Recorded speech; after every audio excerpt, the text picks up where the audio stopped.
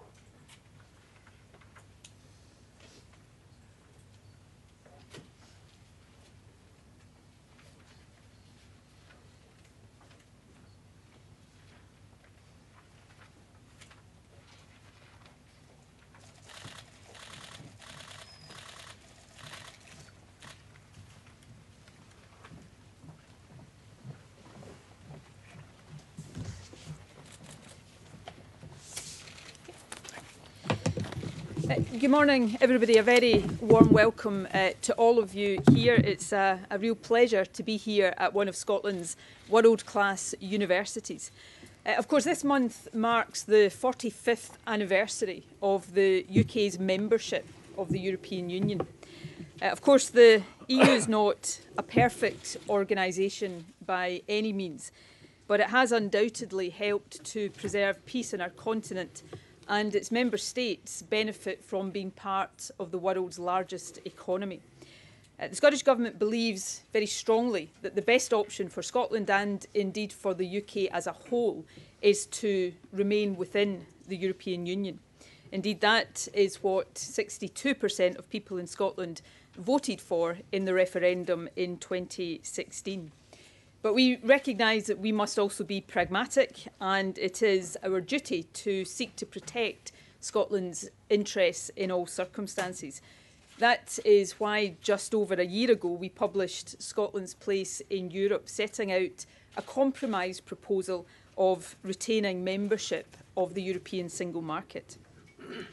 With the next phase of the talks to determine the future relationship between the EU and the UK due to begin in the next few weeks, it is time now to make that case for continued membership of the single market even more loudly than before.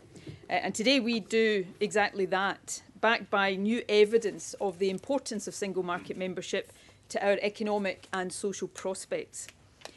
The first phase of the talks between the EU and UK, which, let's remember, was meant to be the easy part of this process, ended after months of wrangling, only when the UK effectively agreed to all of the positions set out by the European Union at the very start of the process.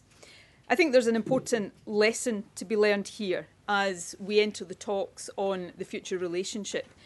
The UK Government mustn't waste time in this next phase seeking what they know to be unachievable.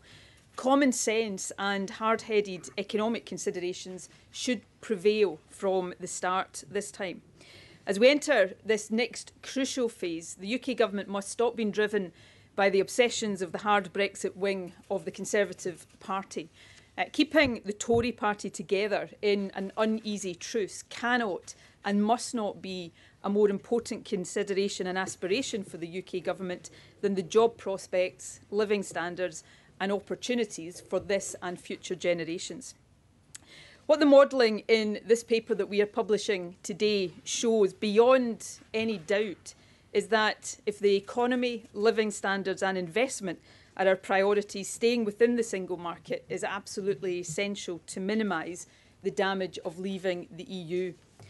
The analysis that we publish today is more detailed and extensive than anything so far provided by the UK government, and that in itself speaks volumes about their reckless and irresponsible approach. This paper looks at the only three realistic outcomes of Brexit.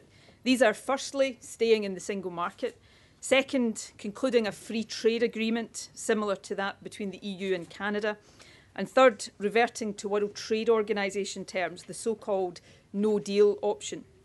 Our modelling takes account of the impact on trade, productivity and migration of each of these possible future relationships. And let me be very clear. This analysis shows that none of these options are as good as staying within the European Union. Our economy will take a hit under all of them. However, the least damaging option by far is staying in the single market. Let me outline as briefly as possible, with apologies for the flurry of statistics that you are about now to receive, the key implications for our economy by 2030 of each of these options compared to what the situation would be if we stayed in the EU.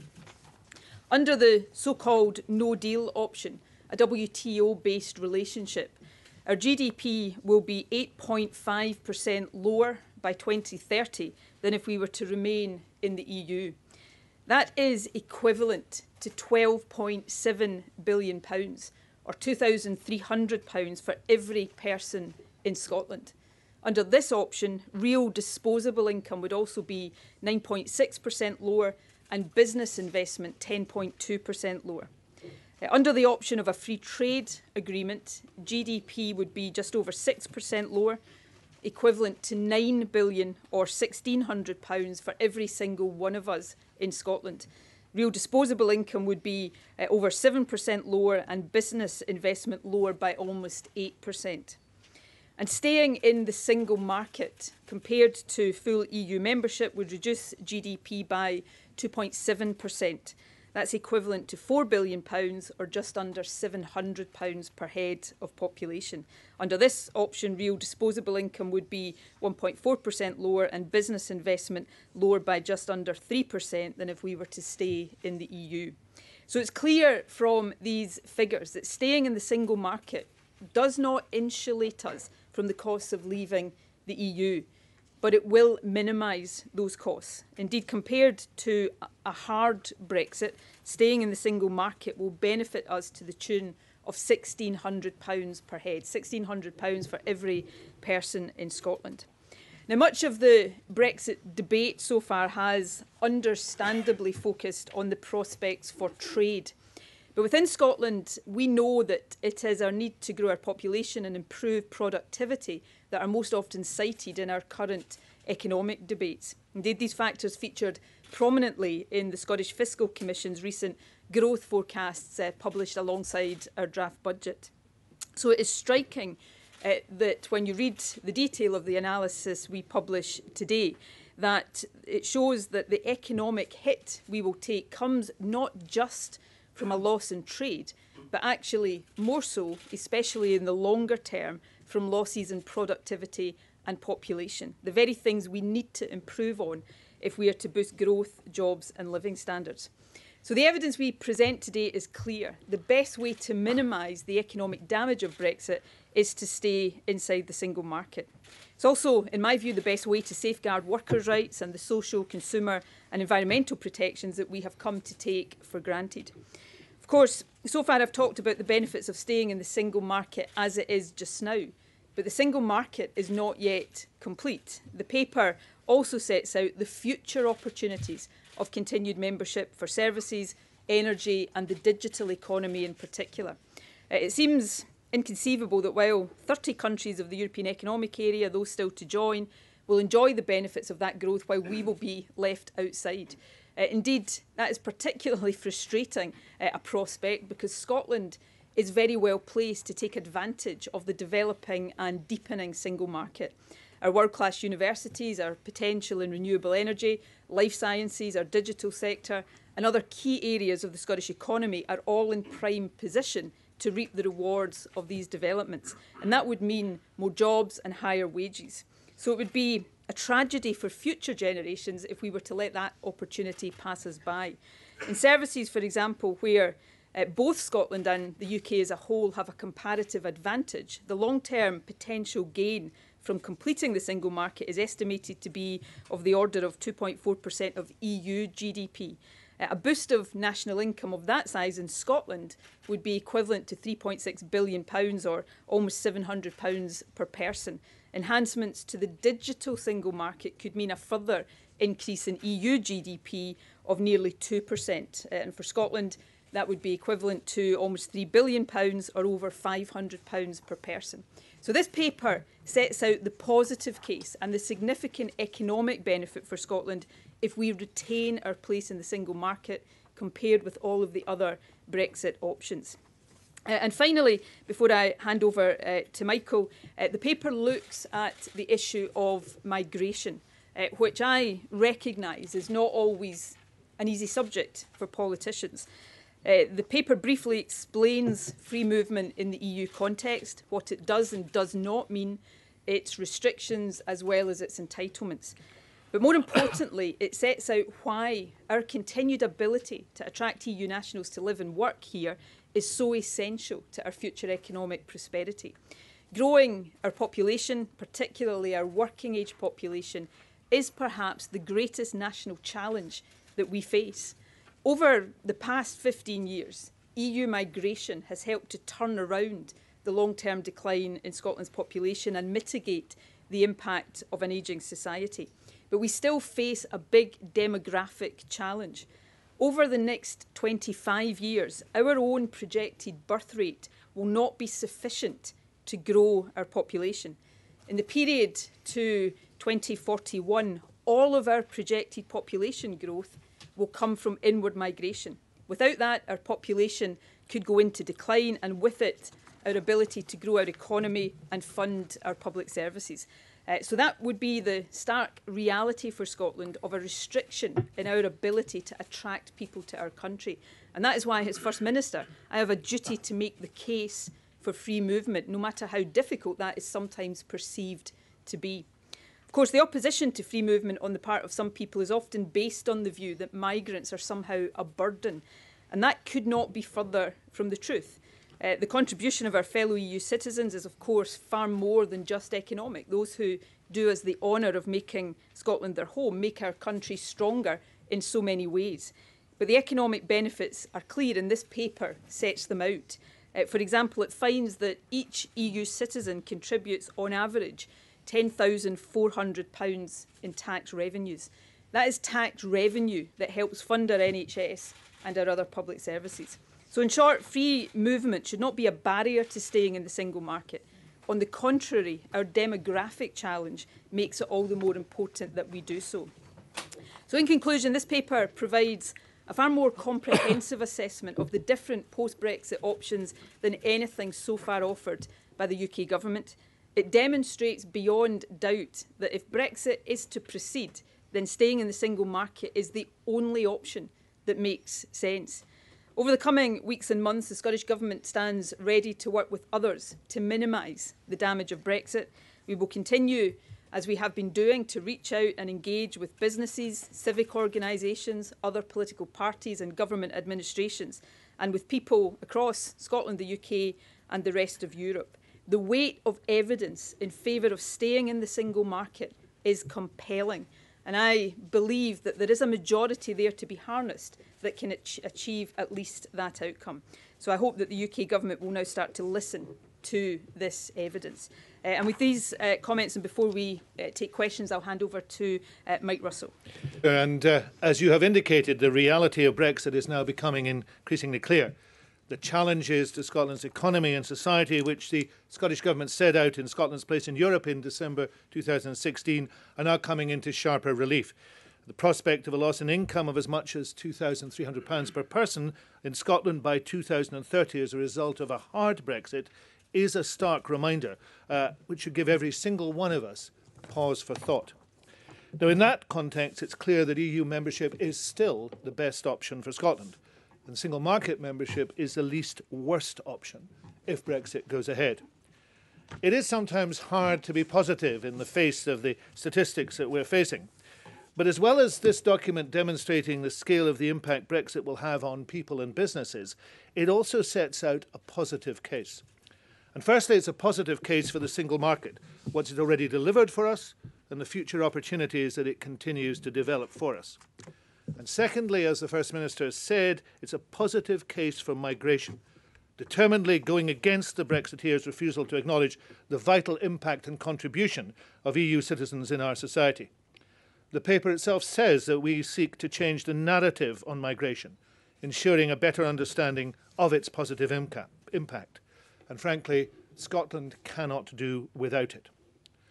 Brexit, therefore, isn't about static and stale relationships, but it's about not being able to continue to participate in a dynamic and evolving market with a breadth of opportunities for people and businesses in Scotland. The EU has an exciting future. Scotland needs to be involved in that as closely as it can be.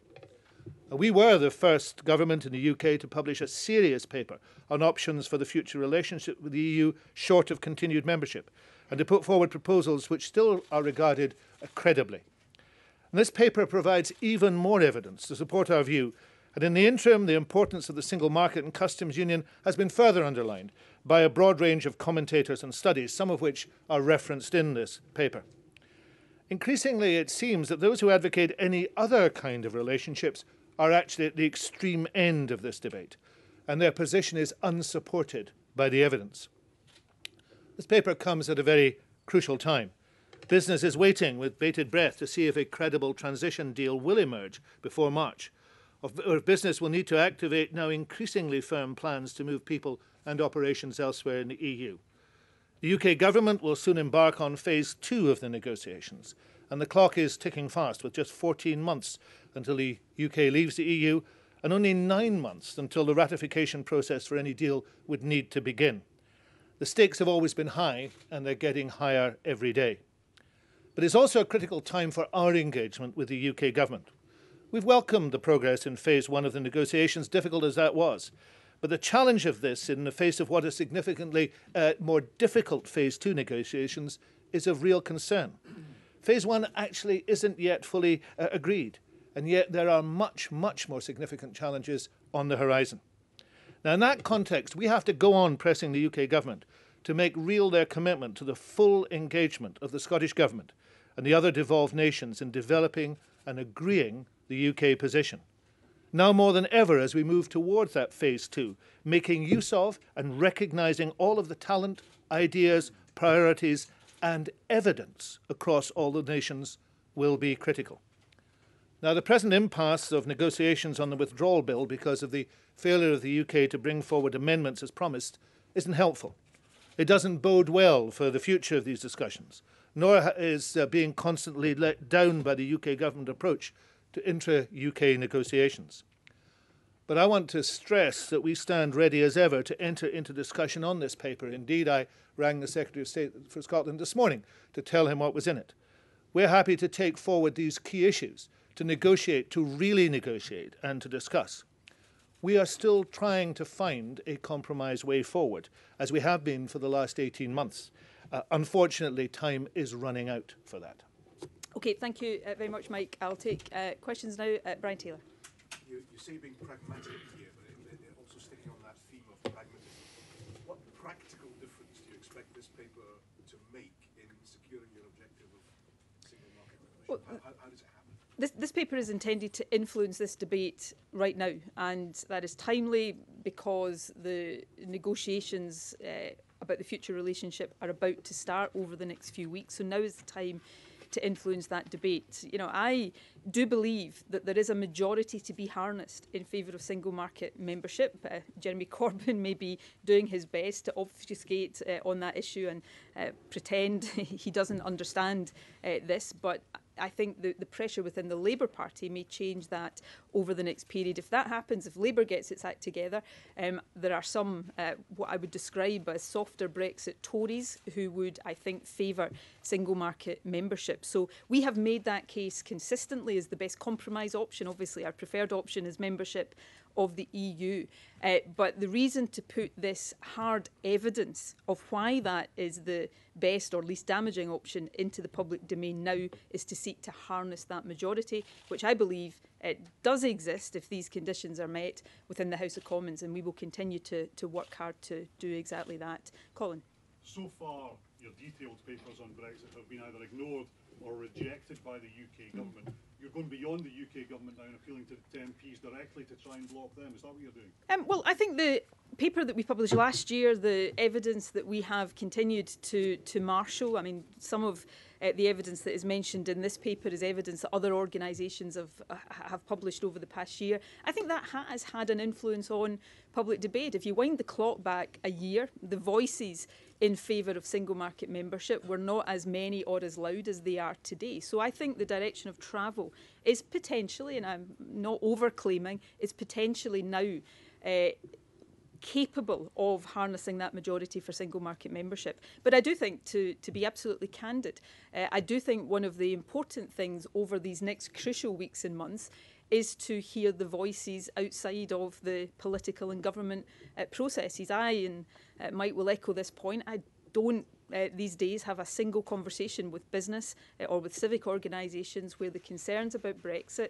some of the concerns particularly around supply of labour for businesses, if we see a restriction on free movement, these are not top of the agenda. So these voices now have to come to the fore and be heard, and this paper is the first detailed evidence that sets out very clearly through the comparative analysis in it what the implications of the three broad realistic post-Brexit relationships are, and demonstrates beyond a shadow of a doubt that the least damaging one is single market membership. So if jobs and living standards are the driver here rather than the internal politics of the Tory party, that's the direction we must go in.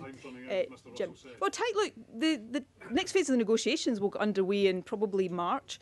Everybody knows that they have to reach some kind of conclusion by the autumn of this year. So time is running out. That is why I said in my opening remarks that one of the things the UK government should not do as it goes into this next phase is repeat the mistakes they made in the first phase, where they spent months arguing over things that they then meekly accepted in order to get agreement. Let's encourage them to go into this next phase with realism at the fore from the start, and then perhaps we can see greater progress.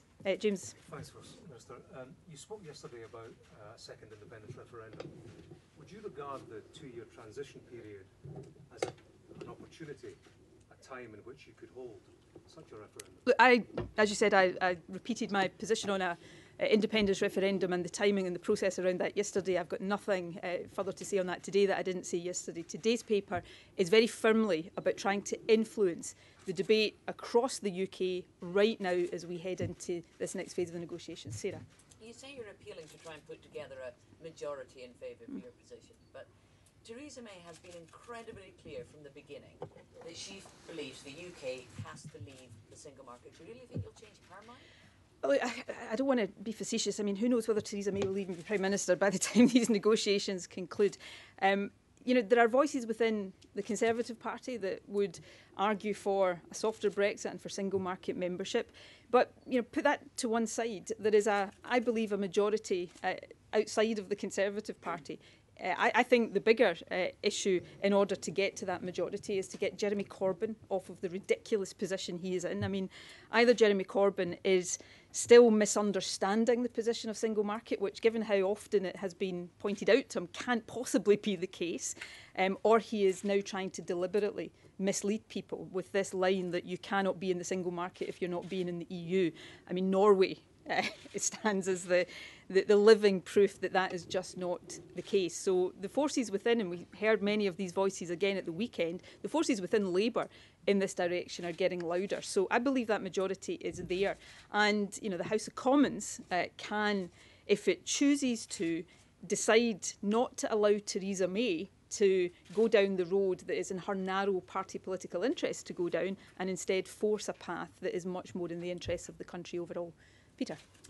First Minister, I see on page 16 there's a map. Congratulations for having gotten to page 16 so quickly. Speed reading. Didn't get very much time to read the whole document. Oh, for goodness sake.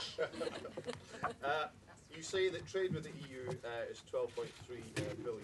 Now, trade with England, Wales and Northern Ireland is £49.8 billion. What would you say to your critics who say that perhaps you should be spending more time concentrating on improving trade across the border between Scotland and England than on your papers trying to influence the UK government? Well, firstly, I'd say two things. I would say the characterisation of our position by my opponents is wrong, often knowingly and deliberately so. I do not want to compromise or give up trade between Scotland and the rest of the UK or these islands generally, and there is absolutely nothing that should make us say that that is necessary. I mean, you only have to listen to the UK government itself right now when it talks about Ireland, where it says very clearly to the Republic of Ireland that it can continue to trade freely with the UK and with the European Union post-Brexit. So the UK government and our other opponents should simply stop saying things to Scotland that they don't say to Ireland. This is not an either or for Scotland. This is about making sure we continue to trade across the UK and the British Islands generally, build and strengthen that trade, which is an important point in both directions, because England trades a lot with Scotland as well as vice versa, but it is not a choice between that and trading within the single market with the rest of Europe. In terms of my focus, I will leave here later on to go to a roundtable discussion over lunch with a number of key people in the financial services sector. The Lord Mayor of London is visiting today. That is just one example of the work we do on an ongoing basis to strengthen the relationships and the trade across the England-Scotland border. And that is not compromised by what we're talking about here, and work to strengthen that will always continue. Right, I have a forest of hands. Yes, Catherine. So, what if the UK, the rest of the UK, doesn't really have an appetite for staying in the single market despite all your efforts? What would you be doing to ensure, or as best you can, that Scotland has there's a differentiated solution for Scotland to remain in the single market if the rest of the UK does decide to leave the single market? Well, we continue to put forward the proposals that were in our paper last December. These are all credible options, and I'll hand over to Mike in a second. He has many discussions on an ongoing basis about these options. But I don't accept that there is not an appetite necessarily across the UK for staying in the single market. So, let's talk about this in terms of ends and means. The end that we are seeking to secure for Scotland is, we would prefer to stay in the EU. Short of the EU, we want to make sure we protect Scotland's place in the single market because of the economic and social reasons for doing that. And along the way, we have contemplated another number of different ways in which we could try to secure that, keeping the UK in the single market as a whole, looking at different options for Scotland. And again, going back to the Irish situation, the UK government seems to think that differential arrangements for Northern Ireland are able to be contemplated. So to say that that is impossible for Scotland seems incredible. So we will continue to look at all different ways in which we can protect that endpoint for Scotland, which is so important to our economic prospects. Let me just make the point that the issue of UK single market membership was not something that was fixed and immutable after the referendum. It took from the referendum in June 2016 to the Lancaster House speech in January 2017 before the Prime Minister made her mind up about single market membership and customs union membership.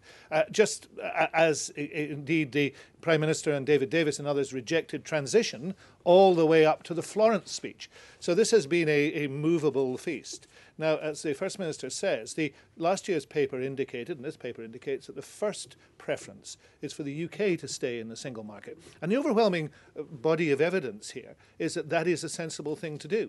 So rejection of that would in actual fact be the Prime Minister cutting off her nose to spite her face. That is a thing that will work for them. Only then, if that is absolutely rejected at the very last moment for a variety of internal Tory reasons, do the other issues come into play. And the issue of differentiation is now back in play. The UK government tried to knock it out last year after the publication of our paper with a very inadequate response that took, I think, 2.5 months, 3 months to make. Now, with the Irish situation, differentiation is what will take place. And once that is written down in legal language, that is presently what is taking place in Brussels, it will be quite clear that differentiation is what operates. That's one of the issues that confuses the development of frameworks at the present moment, because we don't actually know the regulation is going to apply, but it looks as if there will be regulatory alignment between one part of the UK and the EU, that is between Northern Ireland and Ireland. And in those circumstances, differentiation for Scotland becomes a real option. But this paper is focused on the absolutely overwhelming evidence that continued single market membership is the least damaging option. And when you go beyond that into Canada with as many pluses as you put after it, or into WTO arrangements, then you're talking about even worse arrangements. So that's what we're focused on. But of course, there will remain a range of options. We'll continue to promote them and discuss them with key players. Oh, the choice. Hamish. First Minister, the success of your plans to stay within the UK to stay within the single market appears to rest on getting Jeremy Corbyn to change his mind. Have you held any discussions with the UK Labour leader? Are you intending to hold any discussions with the UK Labour leader to try and get him to change his mind? Well, it doesn't rest on just getting Jeremy Corbyn to change his mind, or I would actually characterise it as to be coherent and logical rather than necessarily change his mind. It involves trying to help be part of a bigger consensus and coalition in favour of that. But, clearly Labour's position is important. I haven't directly had discussions with Jeremy Corbyn. Obviously, my colleagues at Westminster discuss these matters with the Labour group in the House of Commons on an ongoing basis, including when the legislation is going through. But this is about building the biggest possible consensus behind what is not just, the sort of preferred option for those of us who would prefer to stay in the EU, but as these figures demonstrate today, is absolutely, manifestly, beyond any doubt, the option that will do the least damage to our economy. And those who cannot see that, I think, are being blinded by perhaps ideological considerations rather than hard-headed ones. Yes?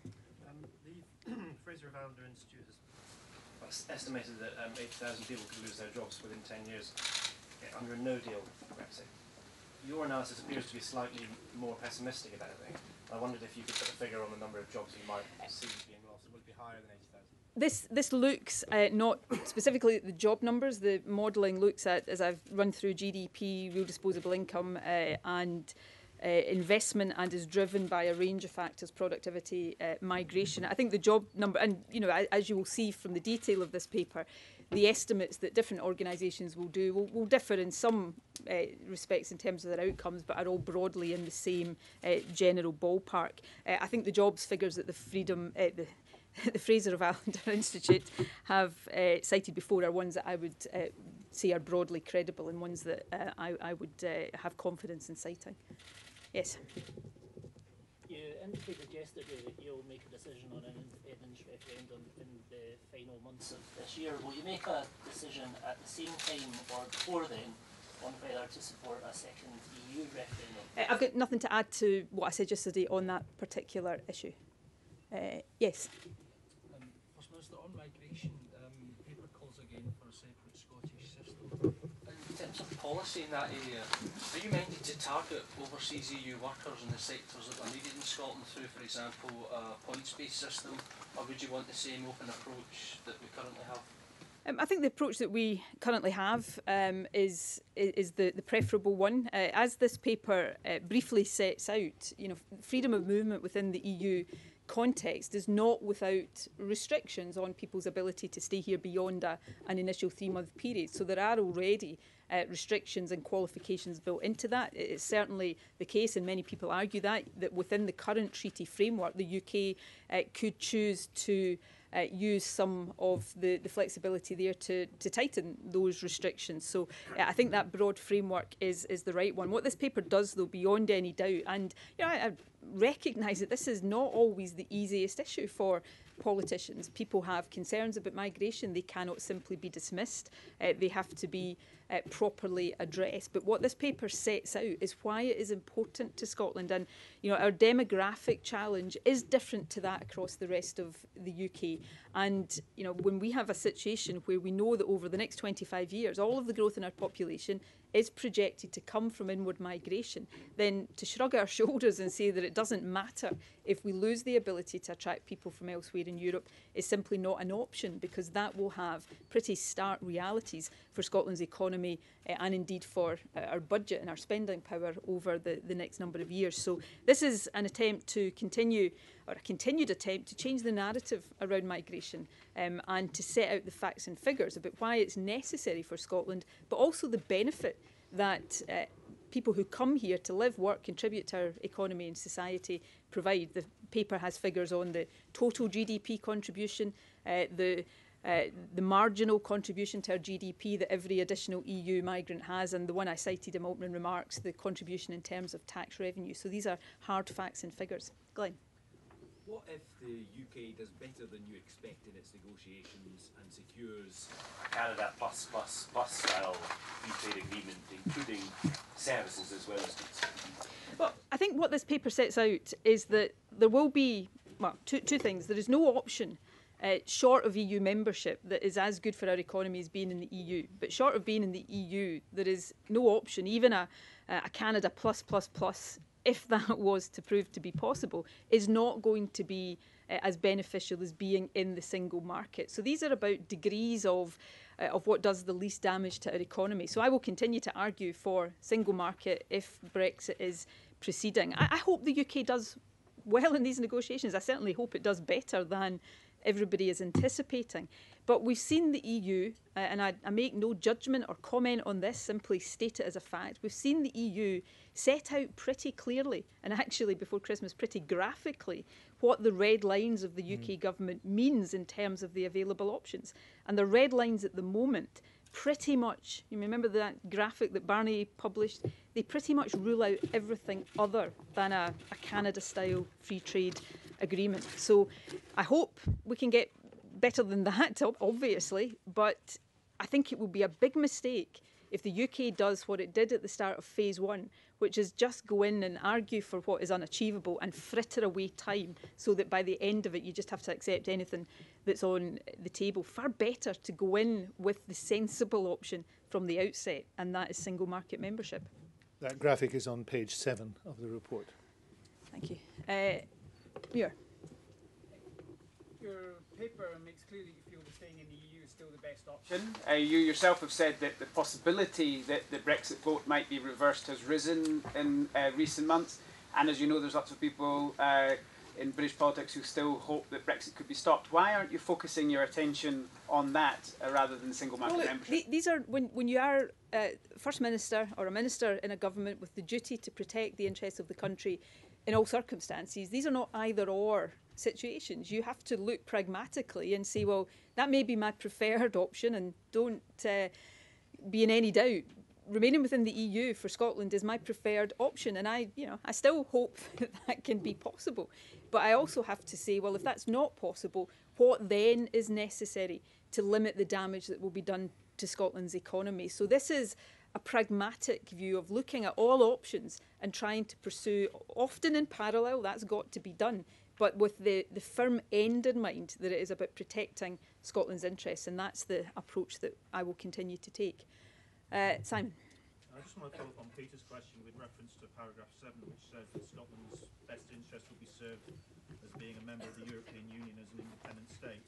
I mean, what you seem to be saying is that basically an independent Scotland could join the EU but then have a different trading relationship with the UK as all the other 27 EU member states. How is that possible? Well, presumably in exactly the same way as the UK is saying it is for the Republic of Ireland. I've got nothing to add to the fairly extensive answer I gave to Peter on that question. Any other hands? Yes.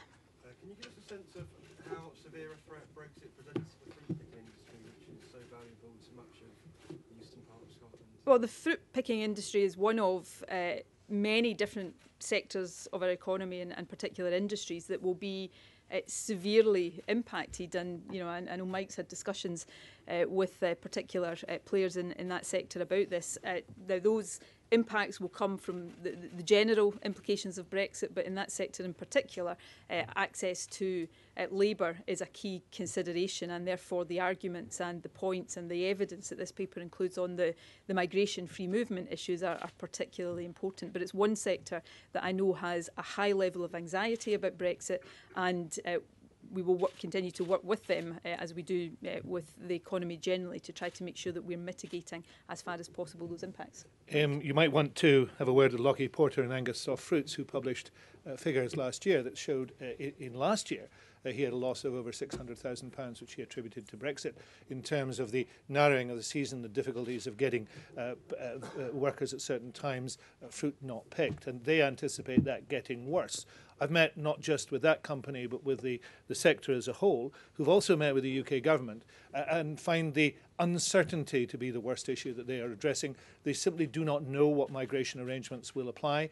Some of the workers in that industry also work in fish processing at other parts of the year, and they're essentially resident. Others go home for a period of time. And there are other options for those workers, and that's a really important issue. There is a shortage of agriculture and horticultural labour right across Europe. Germany is taking people from the Ukraine who are special allocation in the last year. There are options for those workers which are better options now, both in terms of feeling more welcome and more secure, and also in terms of currency. As a result, people do not come. And that's replicated across a range of industries. I think in the next 12 months we're going to see in the hospitality industry particularly quite a tightening in that regard, and there's already representations being made. But it's also important to recognise that in terms of numbers and migration, EU migrants are essentially in a sort of horseshoe shape. You find them spread at all levels of the economy and in all areas. Of course, a preponderance at one end of low skilled, but a very strong number of high skilled workers in this very university. Speaking to Charlie Jeffrey, the vice principal, just this morning, 30% of research staff come from other EU countries, and that is right across the sector a real problem for university research, which is, of course, we have 5 of the world's top 2 universities in the world. We are a world beater in that regard. So there are issues in every area, and they can be illustrated now after 18 months of uncertainty by real impact, and that impact will accelerate. Okay, any further questions? Okay, can I thank you all for attending?